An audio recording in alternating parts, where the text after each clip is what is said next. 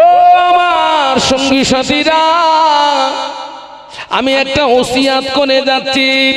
আমার ইন্তেকালের পরে আমার লাশ যখন গোসল দিবি, কাপনের কাপড় পরাবি, আমার হাত দুটো যেন কাপড়ের ভিতরে দিবি না, আমার হাত দুটো কাপড়ের বাইরে বার করে রাখবি। সাথীরা বলে বাদশা জাহাপানা, জীবনে বহু ওসিয়াত শুনেছি, এমন ওসিয়াত জীবনে শুনি নাই, কেন হাত দুটো কাপড়ের ভিতরে দিতে নিষেধ করলেন? বাদশা জুলকারনাইন বলেছিলেন, ও আমার সঙ্গী সাথীরা, আল্লাহ আমাকে বিশাল বাদশাহী দান করেছেন, আমি মরণের পরে তামাম পৃথিবীর মানুষকে একটা শিক্ষা দিয়ে যেতে চাই। আল্লাহ আমাকে এত বড় বাদশাহী দেওয়ার পরেও মরণের পরে খালি হাত ছাড়া পৃথিবীর কোন সম্পদ কবরে নিয়ে যেতে পারলাম না। বাস্তব না বাস্তব? বলুন বলুন। খালি হাত, কিচ্ছু যাবে না, শুধু কাপড়ের কাপড়, ওটাও দিত না, শুধু জ্যান্তগুলো লজ্জা লাগবে তাই ওই কাপড় দিয়ে মুড়, নইলে যেটা মায়ের পেট থেকে ন্যাংটো এসেছিল ওই ন্যাংটোই দিত, শুধু জ্যান্তগুলো লজ্জা লাগবে তাই। যারা জানাজা পড়তে যায়, দাফন করতে যায়, আল্লাহু আকবার। আমি আজকের এই সমস্ত কথাগুলো বলতাম না, যেহেতু কবরবাসীদের উপলক্ষে মাহফিল, আমরা সকলে কবরের যাত্রী। দুনিয়া হচ্ছে এটি একটি ওয়েটিং রুম, আমরা এখানে সামান্য সময়ের জন্য ইন্তজার করছি, গাড়ি আসলে চলে যেতে হয়। বাবা কোন গাড়ি? কোন গাড়ি? মৃত্যুর গাড়ি, আসলেই চলে যেতে হবে। মায়ের পেট থেকে আসার একটা সিরিয়াল আছে, যাওয়ার কোনো আছে? 20 বছরের যুবক ছেলের কবরে 70 বছরের বুড়ো মাটি দিচ্ছে, মানে 70 বছরের বুড়ো বেঁচে আছে, 20 বছরের যুবক ছেলে মারা গেছে। বাবা ফিরে আসুন গোড়ায়, নেকির তুলনায় 50 গ্রাম করে, মনে নেই কি বেশি গোনা বেশি। আল্লাহ আমাকে 3 বার মক্কা শরীফ মদিনা শরীফে নিয়ে গিয়েছেন। মক্কা শরীফ মদিনা শরীফে সারা বিশ্বের মানুষ দেখতে পাওয়া যায়, কোন দেশের মানুষ আমি বলতে পারবো না। এত সুন্দর চোখ নকশা, ঠোঁট নকশা, নাক নকশা, কান নকশা, কিছু কিছু নারী দেখবেন এত সুন্দরী, তার ঠোঁট নকশা, চোখ নকশা, কান নকশা। আমার মনে হয় আল্লাহর সৃষ্টি যদি হয় এত সুন্দর, না জানি আমার আল্লাহ তিনি কত সুন্দর। আসমান সুন্দর, জমিন সুন্দর, না জানি তুমি আল্লাহ কত সুন্দর। সুবহানাল্লাহ বলুন। যাকে দেখতে ভালো লাগে মন চায় তার সঙ্গে বন্ধুত্ব করতে, যাকে দেখতে ভালো লাগে মন চায় তার সঙ্গে প্রেম করতে। আমাকে দেখতে ওই রকম সুন্দর যে আমাকে দেখে সে আমার প্রতি আকৃষ্ট হয়, কিন্তু আমি জীবন নামক গাড়িটি অতিবাহিত করেছি, সময় অতিবাহিত করেছি নেকির তুলনায় গোনা বেশি। এই সুন্দর বিশিষ্ট লাশ যদি কবরে রাখা হয়, কবর কি সুন্দর বিশিষ্ট লাশের সঙ্গে বন্ধুত্ব করবে নাকি? বলুন বলুন বলুন। আমরা দেখি চামড়া, কবর দেখে আমল। আমরা কি দেখি? জোরে বলুন না। কোন চামড়ার দাম বেশি আমাদের কাছে? সাদা না কালো? সাদা চামড়া ভালো লাগে, কালো চামড়া ভালো লাগে না। আপনারা কি আবু জেহেলকে দেখেছেন? যারা চুপ করে আছেন মনে দেখেছেন? দেখেছেন? আমার 14 পুরুষ দেখিনি, তবে ওর কবরে মুতে দিয়ে এসছি। ওই যে বদরের ময়দানে, বদরে ওই শয়তানকে পুঁতে দেওয়া আছে। আল্লাহ যখন আমাকে বদরে নিয়ে গেল, আমার সাথীরা বলতেছে হুজুর অনুমতি দিলে একটা কাজ করতাম। কি? তো বলছে কবরে একটু মুতবো। তো ওর জন্য আবার অনুমতি লাগে?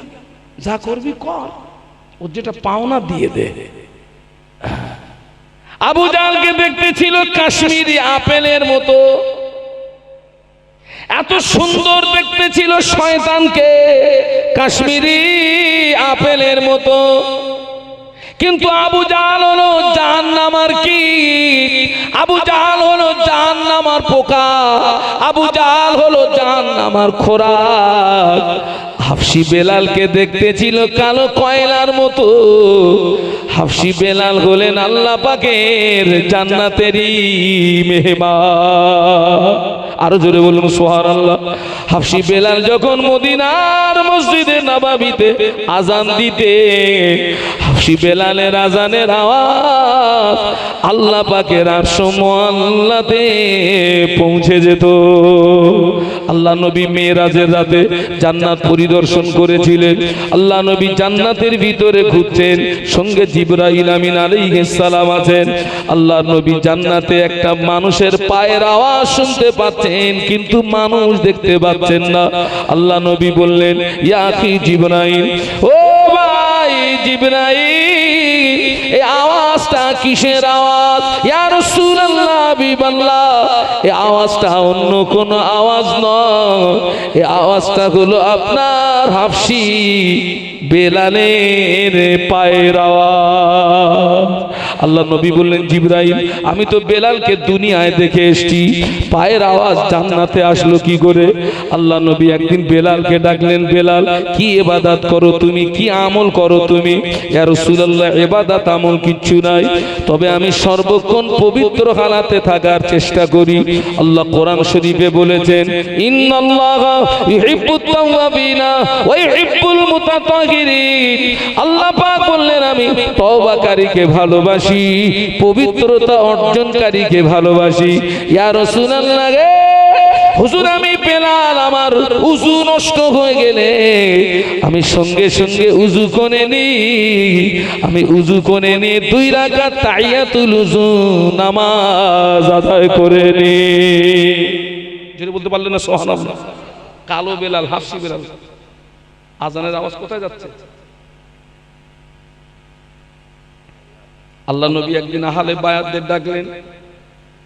নবীর উপরে কোরআনের আয়াত নাজিল হলো, ও আনজির আশিরাতাকাল আকরাবিন।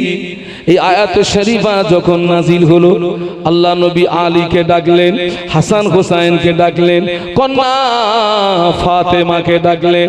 আলীকে ডেকে বললেন, আলী, কিয়ামতের ময়দানে নবীর জামাই হিসাবে তোমার বিচার হবে না। ও হাসান হোসাইন, কিয়ামতের ময়দানে নবীর নাতি হিসাবে তোদের বিচার হবে না।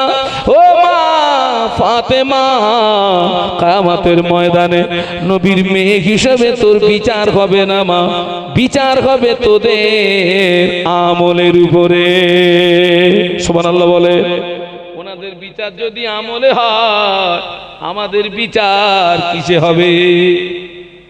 কথা বলেন, কিসে? আমলে না সামরা? মার খেয়ে মরে যাবি।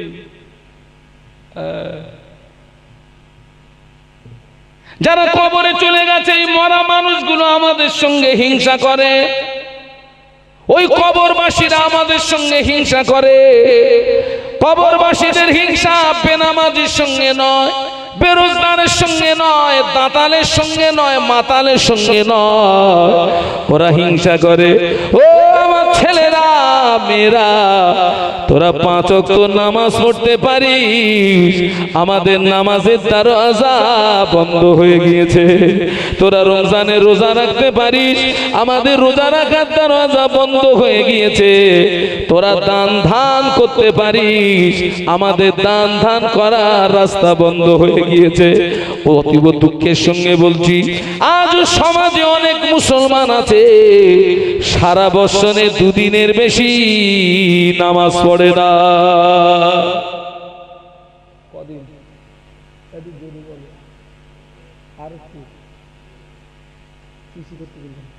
আরো জোরে নামাজ বলে, উঠিতাই জান্নাত নিয়ে উঠতে পারবো না, 2টো ঈদ পড়েছি। অনেক মুসলমান আছে জুমার নামাজ পড়ে না, 5 ওয়াক্ত নামাজ পড়ে না। অনেক মুসলমান আছে দাঁড়িয়ে দাঁড়িয়ে পেশাব করে, পেশাব করে পানি নেয় না। বাবা, মেয়েদের জুমার নামাজ নাই, মেয়েদের ঈদের নামাজ নাই। সমাজে অনেক নারী আছে সারা বছরে আল্লাহর জমিনে একটা সেজদা দেয়নি। অনেক নারীরা আছে পেশাব করে পানি নেয় না। ওরা যদি বিনা তওবায় মারা যায় তোদের কবরের আগুন বন্ধ হবে না। আছে না নেই? আমার সময় সময় মনে হয় আজ জীবন ওয়াজ করবেন, 27 বছর ওয়াজ করে এখন দাঁড়িয়ে মোটা বন্ধ করতে পারলেন না। কি ওয়াজ করতেছি? এখনো মুসলমান দাঁড়িয়ে পেশাব করে না? করে না? পেশাব করে পানি নেয় না। এই খোকা, কবরের আযাব সবচেয়ে বেশি হয় পেশাব থেকে না বাঁচার কারণে।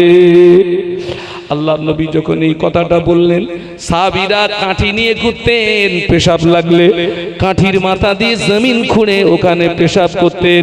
কোন কোন সাহাবী বোতল নিয়ে ঘুরতেন, পেশাব লাগলে বোতলের ভিতরে পেশাব করতেন যাতে পেশাবের ছিটে গায়ে না লাগে। সুবহানাল্লাহ বলে। সমতল জায়গায় পেশাব করলে ওই পেশাব ওই ডোরো হয়ে গায়ে লাগার ভয় থাকে, কিন্তু জমিন যেখানে খোঁড়া আছে ওখানে পেশাব করলে গায়ে লাগার ভয় থাকে না। তাই সাহাবীরা কাঠির মাথা দিয়ে জমিনটা খুঁড়ে নিয়ে পেশাব করতেন। আর অনেক সাহাবীরা বোতলের ভিতরে পেশাব করতেন যাতে পেশাবের ছিটে গায়ে না লাগে। দাঁড়িয়ে দাঁড়িয়ে পেশাব করলে কিছু পেশাব লাগে পা, কিছু পেশাব লাগে গা, কিছু পেশাব লাগে হাতে। অনেক সময় দেখা যায় জন্তু নিজের পেশাব নিজে খায়, তার মানে ওই হাত অজান্তেই গালের ভিতরে চলে যায়। খবরদার। আরেকটা কথা বলে যাচ্ছি, অন্ধকারে ইস্তেঞ্জা করবেন না। অন্ধকারে ইস্তেঞ্জা করলে ওই পেশাব গায়ে লাগবে কিনা ওটা দেখা যায় না। ইস্তেঞ্জা করার সময় খুব খুব সাবধানতা অবলম্বন করবেন। আমাদের সমাজে কিছু কিছু বাড়ি আছে, উজুর জায়গার বাথরুম এক জায়গায় আছে না, এই জায়গাগুলো কিন্তু খুব সন্দেহজনক জায়গা। আপনি মনে করেন প্যান্টটা দেওয়া এইভাবে উজুর জায়গার সামনে, এখন একজন যদি পায়খানা করতে বসে, ওর ওর ওই আপনার পেশাবটা উজুর জায়গা পর্যন্ত যাওয়ার আছে না, এখন ওই জায়গাটা যদি ধুয়ে সাফ না করি আর ওদিকে যদি ওই ট্যাপ থেকে পানি নেই, পানি নেবো আর ওই পানির নিচে পড়বে, তাহলে মুত আর পানি একসঙ্গে কি হবে? এই সমস্ত জায়গাগুলো খুব সাবধানতা অবলম্বন করবে। আবার বলছি, কবরের আযাব সবচেয়ে বেশি হয় আপনার পেশাব থেকে না বাঁচার কারণে। আরেকটা কথা বলে যাচ্ছে, 40 দিন অন্তর যুবকেরা মোস্তান বসে দিয়েছে, 40 দিন অন্তর দুটো জায়গার লোম সাফ করবেন। একটা হচ্ছে নাভির নিচের লোম, আর একটা হচ্ছে বগলের লোম। এই দুটো জায়গার লোম হচ্ছে অপ্রয়োজনীয় লোম। আপনি যদি 40 দিন অন্তর এই দুটো জায়গার লোম সাফ না করেন, আপনার জীবনের নামাজ, আপনার জীবনের দোয়া আল্লাহর দরবারে কবুল হবে না। আমার ভাইরা, আপনার বগলের চুল যদি না কাটেন, মানুষ মারা যাওয়ার পরে গিরোয় গিরোয় গিরোয় গিরোয় কপুর লাগা। বগলে যদি তোর বাপের 1 বিঘে লম্বা চুল থাকে, কুইন্টল কানি কপুর মেরেও পাক হবে নাকি? হবে হবে? এই মরার পরে কপুর দিলে আর হবে?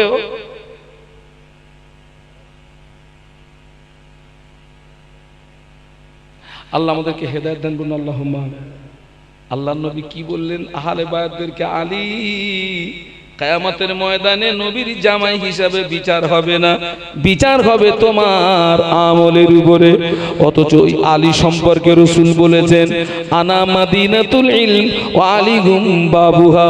আল্লাহ নবী বললেন, আমি রাসূলুল্লাহ মদিনার জ্ঞানের শহর, আর ওই শহরে প্রবেশের দরজা হলো আমার আলী। তাও এটা সুবহানাল্লাহ বলতে পারলেন না। আল্লাহ নবী বলছেন আমি মদিনার জ্ঞানের শহর, ওই শহরে প্রবেশের দরজা হলো আমার আলী। আল্লাহ নবী বললেন তামাম পৃথিবীর জমিনে যত মানুষ সব যদি জান্নাতে চলে যায়, আমার আলী যদি জান্নাতে না যায়, জান্নাতের আশা কামনা বাসনা পূর্ণ হবে না। আল্লাহ নবী বলেছেন আল্লাহ পাক যেদিন থেকে জান্নাত তৈরি করেছেন, ওই দিন থেকে জান্নাত আলীর ইন্তজারে আছে, আলী কখন আমার ভিতরে আসবে। একটু মহব্বতে বলুন, আরো জোরে বলুন। সেই আলীকে নবী হুঁশিয়ারি করছেন। বাড়িতে গিয়ে বালিশে মাথা দিয়ে ভাববেন কথাটা, ঘুমির ট্যাবলেট খেয়ে ঘুমোতে পারবেন না, দুটো ট্যাবলেট খাবি তাও ঘুম আসবে না। হাসান হোসেন সম্পর্কে নবী বললেন তামাম পৃথিবীর যত যুবক যারা আমল করে আমল করে আমল করে ঈমান নিয়ে মরবে, আল্লাহ ওদের জান্নাত দেবে। আল্লাহ নবী বললেন আমার হাসান হোসেন হবে জান্নাতেরই যুবকদেরই সরদার। আরো জোরে বলুন, আরো মহব্বতে বলুন। আল্লাহ নবী নামাজ পড়াচ্ছেন, সাহাবীরা মুক্তাদি, নবী ইমাম নামাজ পড়াচ্ছেন। আল্লাহ নবী প্রথম রাকাতটা ঠিকভাবে গেছেন, উঠেছেন, কিন্তু দ্বিতীয় রাকাতে সিজদায় গিয়ে নবী আর মাথা তোলেন না।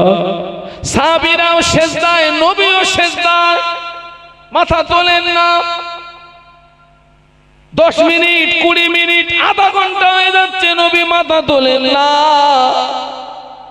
আল্লাহ নবী আধা ঘন্টা পরে যখন মাথা তুলেছেন, সাহাবীরাও মাথা তুলেছেন।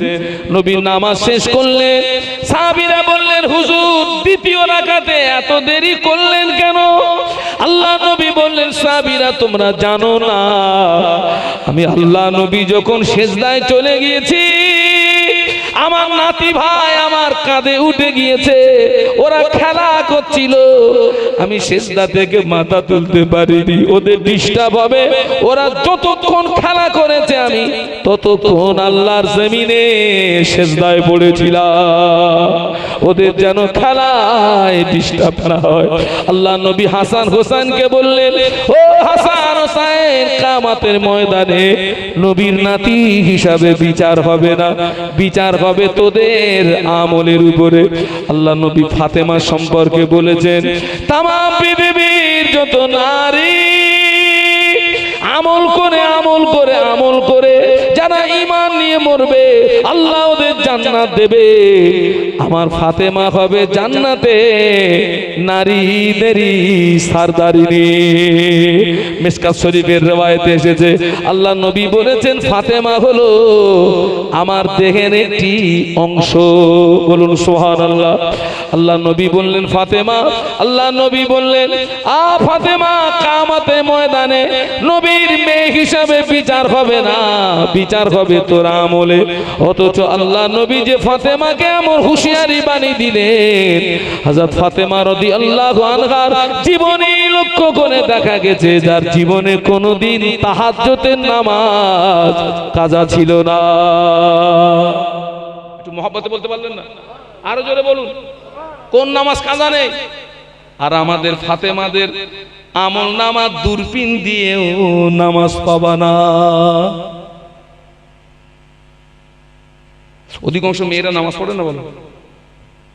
হ্যাঁ জানি না আপনাদের এই বলে কোদালিয়ার হালো কি করতে। আগে দিকে তো খুব আসতাম, আমি যখন নতুন নতুন যখন ওয়াজ করা ধরেছি তখন এইসব এলাকায় প্রচুর দাওয়াত ছিল আমার। ওই সাতচুলা গরু হাট, ওই এক মাহফিলে এসে আমি 6টা দাওয়াত পেয়েছিলাম। অন্তত এখান থেকে কম বেশি আমি 25 বছর আগের কথা বলছি। আমি তখন মাদ্রাসায় ভর্তি হইনি, তার আগের থেকে ওয়াজ করি আমি। আল্লাহু আকবার। এই সমস্ত এলাকায় তখন আমি খুব আসতাম, এখন তো আর আসা হয় না। আমার জলসা জুলুসগুলো আপনার সব দূরে দূরে বেশি হয়ে গেছে বাবা। হাওড়া জেলা, হুগলি জেলা, পূর্ব মেদিনীপুর, পশ্চিম মেদিনীপুর, বাঁকুড়া, মালদা, দক্ষিণ দিনাজপুর, আপনার শিলিগুড়ি, জলপাইগুড়ি, নামখানা, কাকদ্বীপ, ডায়মন্ড হারবার আমাকে পাগলের মতো ছুটতে হয়। আল্লাহ পাক এই অসুস্থ শরীরে আল্লাহ নিয়ে যান। প্রত্যেককে বলে যাচ্ছি, সময় অপচয় করেন না, কারণ এই সময় আর বলুন বলুন যাবে, পাওয়া যাবে। মায়েরা, পুরুষদের চেয়ে মেয়েদের জান্নাতে যাওয়া সহজ। আল্লাহ নবী সহিহ হাদিস, আল্লাহ নবী বলেছেন কিয়ামতের ময়দানে যে মহিলা 4টে প্রশ্নের জবাব দিতে পারবে, ওই মহিলার জন্য 8টা জান্নাতের দরওয়াজা খোলা থাকবে। একটু জোরে বলেন না, আর একটু মহব্বতে বলেন না। 1 নম্বর প্রশ্ন হবে নামাজ সম্পর্কে, 2 নম্বর প্রশ্ন হবে রোজা সম্পর্কে, 3 নম্বর প্রশ্ন হবে স্বামীর আনুগত্য সম্পর্কে, 4র্থ নম্বর প্রশ্ন হবে পর্দা সম্পর্কে। ও কোদালিয়ার মায়েরা, ও কোদালিয়ার বোনেরা, ও কোদালিয়ার ফুম্মারা খালাম্মারা, এই 4টে প্রশ্নের জবাব যদি দিতে পারেন মা, আপনার জন্য 8টা জান্নাতের দরওয়াজা খোলা থাকবে। তবে আমার দৃষ্টিতে অধিকাংশ নারীরা নামাজ পড়ে না।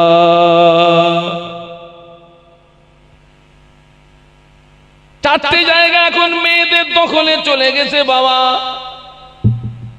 কটা বলেছে?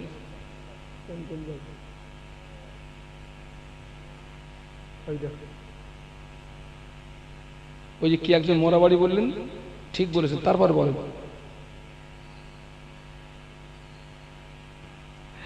1 নম্বর হলো অধিকাংশ মাহফিল মেয়েদের দখলে, অধিকাংশ বিয়ে বাড়ি মেয়েদের দখলে, অধিকাংশ পীরের মাজার মেয়েদের দখলে, অধিকাংশ মরা বাড়ি মেয়েদের দখলে। এখন বিয়ে বাড়ি নারী বেশি না পুরুষ বেশি? এই আবার সব চিঠি করতেছ কেন? নারী বেশি না পুরুষ বেশি? আগে বিয়ে হতো বাবা দিনে, এখন বিয়ে হচ্ছে রাতে পাইলে। কোথায়? এরপরে দেখবি বিয়ে হবে তোর ঘোষ বাড়ি। কোথায়? সুন্নত তরিকায় যাচ্ছে সব। ভাবি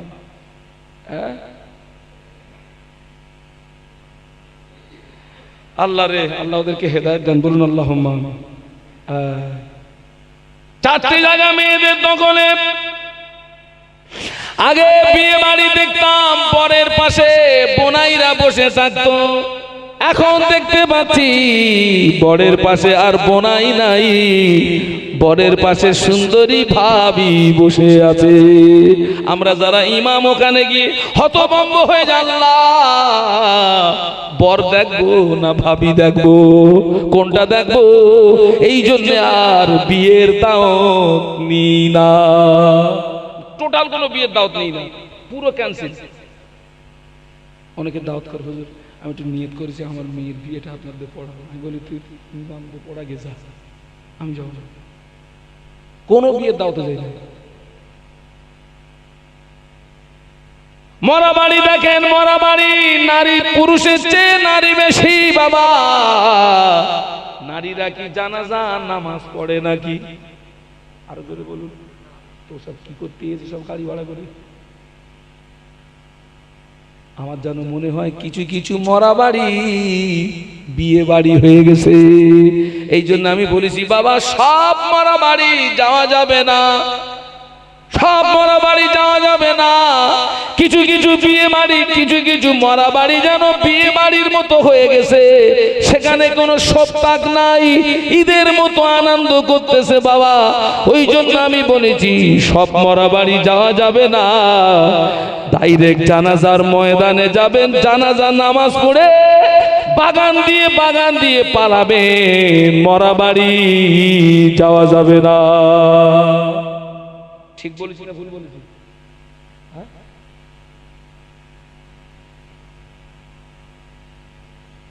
নবীর কন্যা ফাতেমার জীবনে কোনোদিন তাহাজ্জুদের নামাজ কাজা ছিল না, কিন্তু হযরত ফাতেমা রাদিয়াল্লাহু আনহার সংসারটা সচ্ছলতা ছিল না, অভাবের ছিল। জোরে বলুন, এত অভাব, এত অভাব, এক নাগারে 1 সপ্তাহ উনানে হাড়ি ওঠে না। বলুন আল্লাহু আকবার, একটু জবান খুলে বলুন না। 1 সপ্তাহ উনুনে হাড়ি উঠেনি, 1 সপ্তাহ। আগে ছিল কাঁচা বাড়ি, এখন আল্লাহ দিয়েছে কি পাকা বাড়ি। আগে ছিল একতলা, এখন কত দুতলা। মা তোরে দুতলায় তুলেছে কে?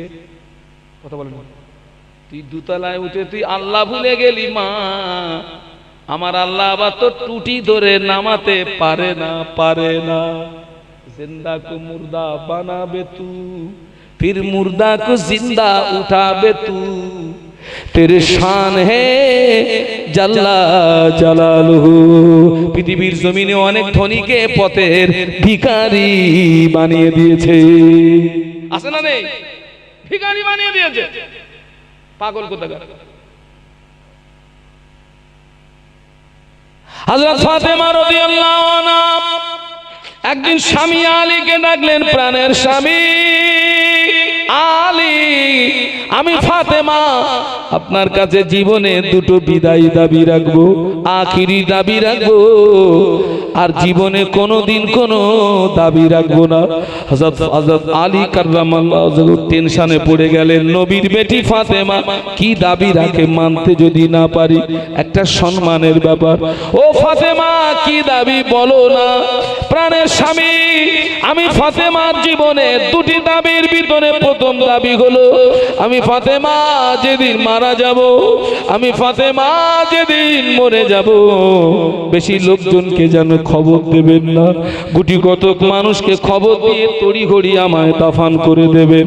দুই নাম্বার দাবি হলো, আমি ফাতেমা যদি রাতে মারা যায়, সকাল যেন না হয়, রাতারাতি দাফন করে দেবেন। কেননা নবীর কন্যা ফাতেমা লম্বা না বেটে, মোটা না পাতলা, সাদা না কালো, পৃথিবীর কোন পর পুরুষ নবীর কন্যা ফাতেমার চেহারা দেখতে পায় নাই।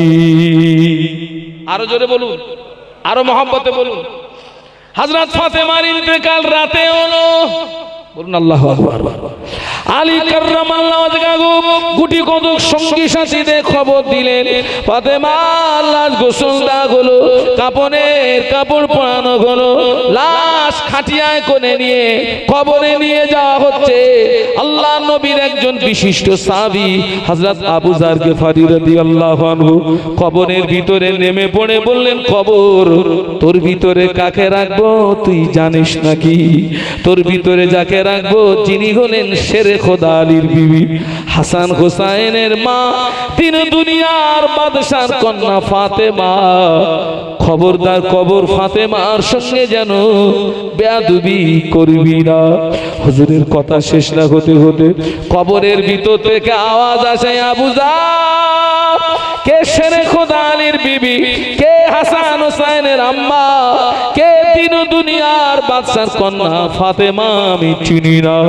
আমল যদি ভালো হয় আমি তার সঙ্গে সুব্যবহার করব, আমল যদি খারাপ হয় আমি কবর ছেড়ে দেব না। এই কথাটা বাড়ি গিয়ে ভাববি ছেলেরা। হযরত ফাতেমা রাদিয়াল্লাহু আনহার ব্যাপারে যদি কবরের এই যুক্তি আসে, তা আমাদের অবস্থা কি হতো? বাড়ি গিয়ে ভাববি, বালিশে মাথাতে ভাববি। তোর ঘুম আসলি, তোদের গ্রামে যদি দ্বিতীয় দিন কোনদিন আসি, আমার দড়িতে বেঁধে রাখবি যে হুজুর এইটা চিন্তা করার পরেও নাকে তেল দিয়ে ঘুমুইছি, আমার দড়িতে বেঁধে রাখবি। তিনটে বিষয় ভাববি, কোথায় ছিলি, কোথায় এসেছিস, কোথায় যাবি। তিনটে জায়গা এক নাকি? আপনি কোথায় ছিলেন, আপনি কোথায় এসেছেন, আপনি কোথায় যাবেন, তিনটে জায়গায় আলাদা। অতএব আপনাদেরকে সুপরামর্শ দিচ্ছি, সময় নষ্ট করেন না। আমাদের জীবনের সময়ের অনেক মূল্য, অনেক মূল্য, অনেক মূল্য। এক সেকেন্ড সময়ের মূল্য আপনি কত দেখবেন? এই দেখেন এক সেকেন্ড সময়ের মূল্য কত।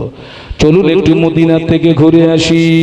আল্লাহুম্মা, জোরে জোরে সাল্লি আলা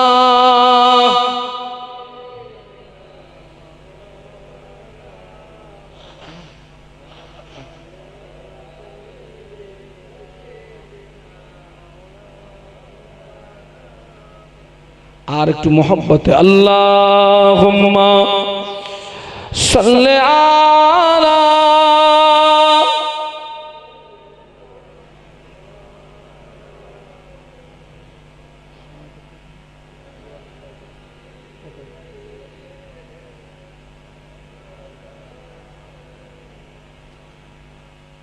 पैगंबर का रोज़ा दिखा दे खुदाया, दरे मुद्दत से मिला दे खुदाया, शराबे मोहब्बत पिला दे खुदाया, पैगंबर का रोज़ा दिखा दे खुदाया। अल्लाहुम्मा पढ़ो बाबा, जबान खुले।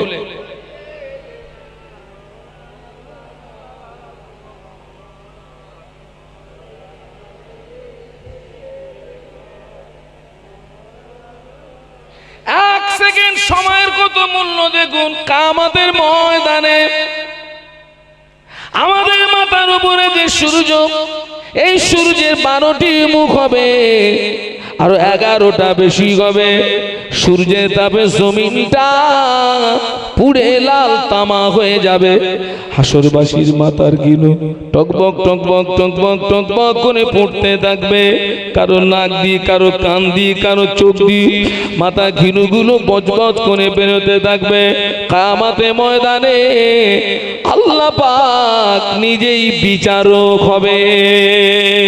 সুবহানাল্লাহ বলুন, মহব্বতে বলুন, কে বিচারক হবেন? স্বয়ং আল্লাহ ইনসাফের পাল্লা খাড়া করবেন। জাররা জাররা পরিমাণে হিসাব নেবে। কিয়ামতের ময়দানে আল্লাহ পাক এক বান্দার হিসাব নিয়ে দেখে ওই বান্দার জীবনে একটা নেকি কম পড়ে গিয়েছে। আল্লাহ জাহান্নাম অর্ডার করে দিয়েছে, আয় বান্দা তুই আমার জাহান্নামায় চলে যা। কার অর্ডার? ওখানে কি বান্দা বলতে পারবে আল্লাহ হিসাব বলো ঠিক হলো না, বিচার বলো ঠিক হলো না? যাবে যাবে যাবে? ওখানে যদি বলি আল্লাহ পার্টির লোক ডাকো, পার্টি কোন কথা চলবে না। বান্দার ভয়ে কলিজাটা গলার কাছে চলে আসবে। আল্লাহ পাক আমাকে জাহান্নামায় দিও না, জাহান্নামের আগুন আমি সহ্য করতে পারবো না। আল্লাহ আমাকে একটু সময় দাও। আজ হাসরের ময়দানে আমার আব্বা মা, বিবি, ছেলে মেয়ে, পাড়া প্রতিবেশী, বন্ধু বান্ধব আছে, দেখি কেউ আমাকে একটা নেকি দেয় নাকি। একটু আমাকে একটু সময় দেওয়া হোক। আল্লাহ পাকের রহমতের দরিয়ায় জোশ মেরে যাবে, বলুন সুবহানাল্লাহ। যা ঘুরে সময় দিলে কিয়ামতের ময়দানে কোটি কোটি কোটি কোটি কোটি কোটি মানুষের মাঝখানে আল্লাহ আব্বাকে চিনে ফেলবে। আব্বা যান, আপনি আমাকে একটা নেকি দেন আব্বা, ধরা পড়ে গিয়েছি, একটা নেকি শর্ট পড়ে গিয়েছে। আব্বা নেকি দেবে না, মা নেকি দেবে না, ছেলে নেকি দেবে না, মেয়ে নেকি দেবে না, বন্ধু বান্ধব নেকি দেবে না, পাড়া প্রতিবেশী কেউ একটা নেকি দেবে না। আল্লাহ পাক কোরআন শরীফের ভিতরে বলেছেন, ইয়াউমা ইয়াফিরুল মারউ মিন আখিহি ওয়া উম্মিহি ওয়া আবিহি ওয়া সাহিবাতিহি ওয়া বানিহি। কিয়ামতের ময়দানে একজন আরেকজন থেকে হারিয়ে যাবে, পালিয়ে যাবে, কেউ ওকে নেকি দিল না। বান্দা নৈরাশ হয়ে আল্লাহর দরবারে ফিরে আসবে। আল্লাহ পাক কেউ আমাকে একটা নেকি দিল না, তবে আল্লাহ তুমি আমায় জাহান্নামায় দিও না।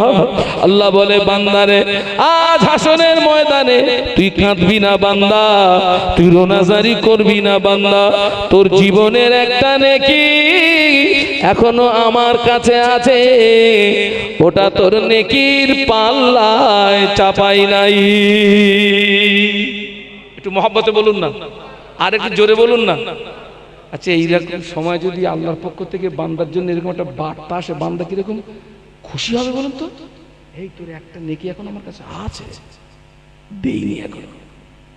ওই সময় বান্দা বলবে, ও রব্বুল আলামিন, আল্লাহ পাক আজ হাসরের ময়দানে তুমি কি আমার সঙ্গে ঠাট্টা করছো নাকি? না বান্দা, আমি ঠাট্টা করি না বান্দা। আর তোর জীবনের একটা নেকি আমার কাছে মওজুদ আল্লাহ পাক, ওটা আমার জীবনের কোন নেকি? ও আমার বান্দারে, তুই এক রাতে ঘুমিয়েছিলি বান্দা, ওই ঘুমের ভিতরে এক করোড় থেকে যখন অপর করোড়ে গিয়েছিলি, এক কাত থেকে যখন অপর কাতে গিয়েছিলি, তোর জবান থেকে একবার আল্লাহ শব্দ বেরিয়েছিল। ও আমার বান্দারে, ওই ঘুমের ভিতরে একবার আল্লাহ বলার কারণে তোর যে নেকি হয়েছে, ওই নেকিটা আমার কাছে মওজুদ আছে। ওই নেকিটা আমি আল্লাহ তোর নেকির পাল্লায় চাপাই না। ও আমার মালাইকারা, এই নেকিটা নিয়ে আমার বান্দার নেকির পাল্লায় চাপিয়ে দাও। আল্লাহর ফেরেশতারা ওই নেকিটা নিয়ে বান্দার নেকির পাল্লায় যেই না চাপিয়ে দেবে, বাবা আল্লাহর হুকুমে বান্দার নেকির পাল্লাটা ভারী হয়ে যাবে। আল্লাহ বলেছে কোন অবস্থা? আর আমাদের তো হয় না, এক কাত থেকে আরেক কাতে যাচ্ছে, আমরা কি বলি? ওরে বাবা রে, ওরে মা রে। আর ওই ব্যক্তির জবান থেকে কি বেরিয়ে গেছে? আল্লাহ। এটা এসছে, কারোর যদি গভীর রাতে ঘুম ভেঙে যায় আর সে যদি 3 বার পড়ে নেয় আলহামদুলিল্লাহ আলহামদুলিল্লাহ আলহামদুলিল্লাহ, আল্লাহ ওই ব্যক্তির নামায় আমালে তাহাজ্জুদের নামাজের সওয়াব দিয়ে দেয়। একবার আল্লাহ বলতে কতক্ষণ সময় লাগে খোকা? 1 সেকেন্ডও লাগে? হ্যাঁ, অনেক দাম আছে। অতএব বলতে চাচ্ছি, যা হওয়ার হয়ে গেছে, বাকি জীবনের সময় আর নষ্ট করো না। পারলে এবার একটু আল্লাহ বিল্লাহ করো। আজকে তাম পৃথিবীর জমিনে স্পষ্ট হয়ে গেছে, মুসলমানদের আপন বলে, বলুন বলুন, আপন কে?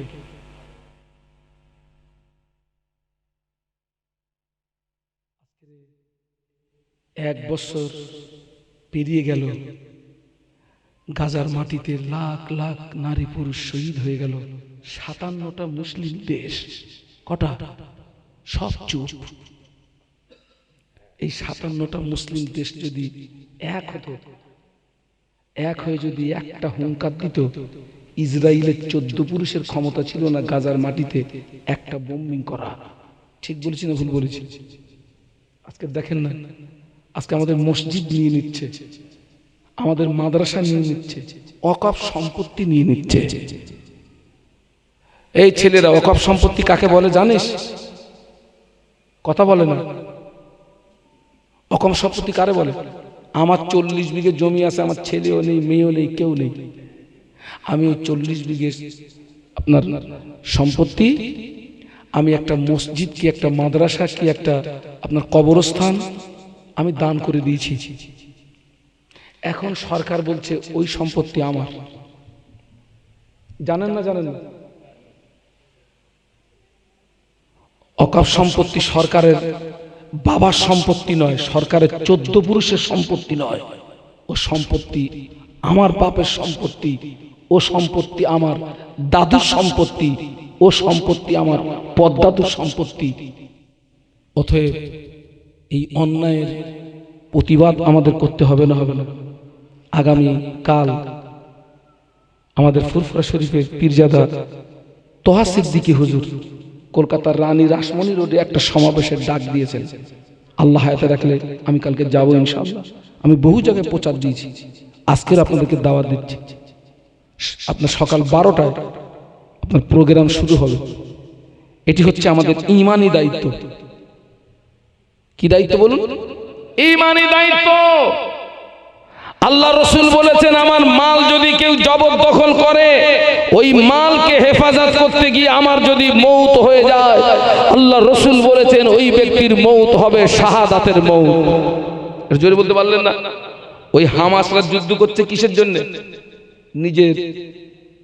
নিজের কি জন্মভূমিকে বাঁচানোর জন্য। জন্মভূমি আপনাদেরকে দাওয়াত দিচ্ছি, পারলে আগামীকাল যাবেন, এখান থেকে গাড়ি ভাড়া করে যাবেন। এটা আপনার আমার ঈমানি দায়িত্ব। আজকে মসজিদ নিয়ে নিচ্ছে, মাদ্রাসা নিয়ে নিচ্ছে, অবাক হয়ে যায়, বলছে আজমির শরীফের নিচে নাকি ওদের কি আছে। আগে ওরা ওদের প্রভুকে খুঁজতো মন্দিরের ভিতরে, আর এখন প্রভু খুঁজতেছে আমাদের মসজিদের নিচে। কগেলাস টেনেছিস শয়তান। এটা হচ্ছে হিন্দু মুসলিমের ভিতরে একটা দ্বন্দ্ব বাঁধানোর একটা চক্রান্ত। আমরা ভারতবর্ষের মুসলমান, আমরা ভারতবর্ষের হিন্দু মুসলিম, আমরা সম্প্রীতিকে ভালোবাসি, আমরা মিলেমিশে থাকতে চাই। কিন্তু তাই বলে তুমি আমার ঘাড়ে ঠ্যাং তুলবে, তোমার ঠ্যাং ছিঁড়ে ফেলবো, এটা আমাদের ঈমানি দায়িত্ব। সেই জন্য পারলে আপনারা যাবেন, ভাষাগত ভুল ত্রুটি ক্ষমা করবেন, অধমের জন্য দোয়া করবেন। আমি যতটুকু বলেছি আল্লাহ পাক যেন তার চেয়ে আমাকে বেশি আমল করার তৌফিক দেন। বলুন আমিন, বলুন আমিন, বলুন আমিন। শেষ কথা বলছি, আমি জলসায় একটা কিতাব বিক্রি করি। এটা হচ্ছে ফুরফুরা শরীফের মুজাদ্দিদুল জামান দাদা হুজুর পীর কেবলা রহমাতুল্লাহ আলাইহির প্রধানতম খলিফা আল্লামা রুহুল আমিন রহমাতুল্লাহ আলাইহি, যিনি ছিলেন 18,000 হাদিসের হাফেজ। একটু সুবহানাল্লাহ বলেন, একটু জোরে বলতে পারলেন না? আল্লামা হুজুর যখন পীরের দরবারে যেতেন, কোথায়? ফুরফুরা শরীফে। পীরের সম্মানার্থে পায়ে জুতো দিতেন না। আর মুজাদ্দিদুল জামান বসিরহাটের হুজুরকে দেখলে বসে থাকতেন না, অমনি দাঁড়িয়ে যেতেন। বাড়ি গিয়ে সুবহানাল্লাহ বলবেন, একটু জোরে বলেন না। আল্লামা হুজুর বলেছিলেন, আপনি আমার পীর, হুজুর আপনি আমার মুর্শিদ, হুজুর আপনি আমাকে দেখে দাঁড়ান কেন? আমার লজ্জা হয়, শরম হয়। মুজাদ্দিদুল জামান বলেছিলেন, ও বাবা বড় মাওলানা, তোমাকে দেখে দাঁড়াই না বাবা, তোমাকে দেখে সম্মান করি না বাবা। আল্লাহ পাক তোমার সিনায় যে ইলম দিয়েছে, আমি আবু বকর ওই ইলমের তাজিমে দাঁড়িয়ে যাই। হুজুর বলে গেলেন, আমার কিতাব যার ঘরে থাকবে আমি রুহুল আমিন তার ঘরে রয়ে গেলাম। আজকে দুঃখের সঙ্গে বলছি, এখনো অনেকে নারী পুরুষ ফরজ গোসলের নিয়ম জানে না। গোসল ফরজ হয়েছে, ওই পুকুরি গেছে, ডুব মেরেছে, উঠে এসেছে, ও গোসল হয়নি। শরীর যদি পাক না হয়, গোসল যদি সঠিক না হয়, শরীর পাক হবে? শরীর যদি পাক না হয়, নামাজ হবে? নাপাক অবস্থা যদি মরে যাও। গোসলের ফরজ হচ্ছে 3টি: কুল্লি করা, নাকের নরম মাংস পর্যন্ত পানি পৌঁছানো, সমস্ত শরীরটা একবার উত্তম রূপে ধৌত করা। ফরজ গোসল করার নিয়ম হচ্ছে, যে যে জায়গায় আপনার নাপাকি লেগে আছে আগে ওই জায়গাগুলো পরিষ্কার করে নিতে হবে, তারপরে আপনাকে আপনার গোসলের নিয়ত করতে হবে। সেই জন্য আমি যেখানে যাই হুজুরের আপনার নামাজ শিক্ষা আমি বিক্রি করি। এখন অনেকে উজু করতে জানে না, কি করে নামাজে দাঁড়াতে হয় তাও জানে না। আল্লাহু আকবার। আমি একটা মাদ্রাসা চালাই, আখারপুর আল আমিন মাদ্রাসা এতিমখানা, আমার দায়িত্বে। আমার মাদ্রাসা ইসালে সব 24-25 মাঘ। তো ইসালে সব হলে তো আপনার মানুষের কাছে যেতে হয় কিছু অর্থের জন্য। তো একটা বাড়িতে গিয়েছি দুপুরবেলা, গিয়ে আমি সালাম দিয়েছি, তো সালামের কোনো উত্তর পাইনি। তো আমি কিছুক্ষণ দাঁড়িয়ে বললাম, ভাই বাড়ি আছেন? হঠাৎ নজর পড়লো ওই বাড়ির বারান্দায় একজন মহিলা নামাজ পড়ছিলেন। তো তিনি নামাজের ভিতরেই আমাকে উত্তর দিচ্ছেন, আপনার ভাই বাড়ি নেই। উনি তখন নামাজ। এই হচ্ছে আমাদের নামাজ। সেই জন্য পারলে আপনাদের একেবারে পাশের কাছে আমি হুজুরের কিতাব পাঠাচ্ছি, পারলে 50 টাকা দিয়ে। ওর কিন্তু প্রিন্ট আছে 70 টাকা, আপনার দেখবেন প্রিন্ট দেখবেন 70 টাকা, কিন্তু আমি এটা 50 টাকা করে বিক্রি করি। আমি এই কিতাব, আমার এই মাহফিল ছিল রাজস্থানে, ওরা আমাকে প্লেনে করে নিয়ে গেল। আমি আল্লামা হুজুরের কিতাব প্লেনে করে নিয়ে গেলাম রাজস্থান। আল্লাহ আমাকে নিয়ে গেলেন হায়দ্রাবাদে, আমি কিতাব আপনার প্লেনে করে হায়দ্রাবাদে নিয়ে গেলাম। ত্রিপুরা। ছেলেরা এখানে যারা আছো, জীবনে অনেক পয়সা নষ্ট করেছো, পারলে হুজুরের একটা কিতাব 50 টাকা দিয়ে নেবে, আল্লাহর রহম হবে। সকলে বিসমিল্লাহর সঙ্গে 3 বার সূরা ফাতিহা পড়ুন। 10 বছর ইখলাস পড়ুন আর 11 বার দরুদ শরীফ পড়ুন। একবারও সালাম কিয়াম হয়েছে? আচ্ছা পড়ে নেন, তারপরে হবে ইনশাআল্লাহ। আল্লাহ